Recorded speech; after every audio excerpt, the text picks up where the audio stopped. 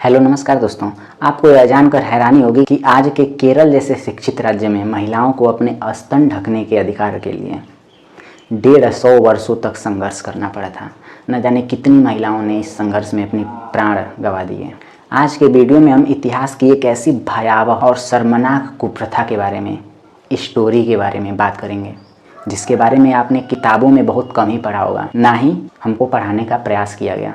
इस वीडियो में हम केरल यानी कि त्रावणकोर दक्षिण भारत में व्याप्त मूलाकरम यानी कि ब्रेस्ट टैक्स नाम की कुप्रथा के बारे में बात करेंगे नांगेली नाम की एक क्रांतिकारी महिला के बारे में जिन्होंने इस कुप्रथा को ख़त्म करने के लिए अपने प्राणों की आहुति दे दी। आपसे रिक्वेस्ट करेंगे कि वीडियो प्लीज़ छोड़ के मत जाइएगा, छोटा सा वीडियो होने वाला है। तो चलिए दोस्तों, अब हम इस वीडियो की शुरुआत करते हैं। 1729 में मद्रास प्रेसिडेंसी में एक त्रावणकोर नाम के राज्य की स्थापना होती है।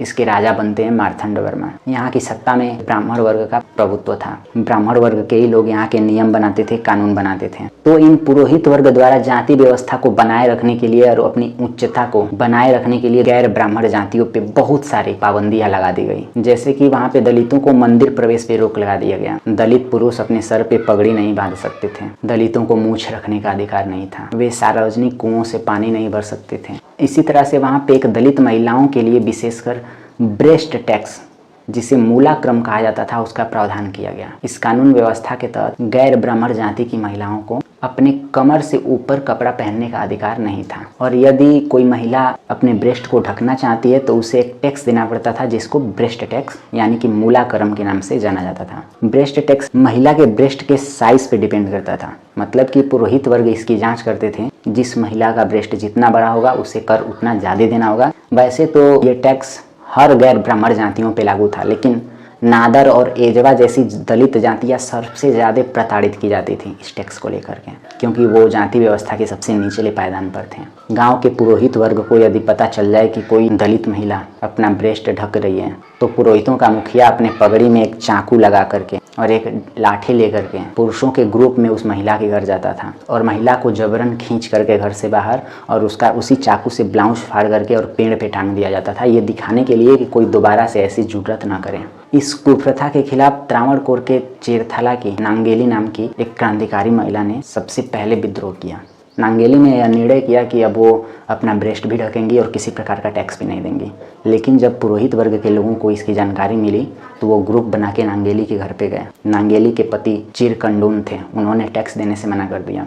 जिसके बाद वो पुरोहित वर्ग के लोग राजा के अधिकारियों के साथ चिरकंडून यानी कि नांगेली के घर पे आते हैं और उनसे जबरन टैक्स की मांग करते हैं। धीरे धीरे विवाद बढ़ने लगता है। उसके बाद से नांगेली के पति को बहुत मारा जाता है पुरोहित वर्ग के लोगों द्वारा। नांगेली घर से बाहर आती हैं और कहती हैं कि ठहरिए, टैक्स हम आप लोगों को ला कर दे रहे हैं। फिर नांगेली घर में जाती है और जब घर से बाहर नांगेली आती है तो सभी लोग नांगेली को देख के दंग रह जाते हैं, क्योंकि नांगेली ने केले के पत्ते पे अपने ब्रेस्ट को ही काट के और टैक्स के रूप में लाकर सौंप दिया। इसके बाद नांगेली की मृत्यु हो जाती है और नांगेली की चिता पे उनके पति चिरकंडून भी जलकर सती हो जाते हैं। और भारतीय इतिहास में किसी पुरुष के सती होने की ये इकलौती घटना है। इस घटना के बाद नादर जाति के लोगों में विद्रोह पनप जाता है। चारों तरफ हिंसा होने लगती है। मद्रास के कमिश्नर त्रावणकोर के राजा के महल में जाते हैं और इसकी जानकारी देते हैं।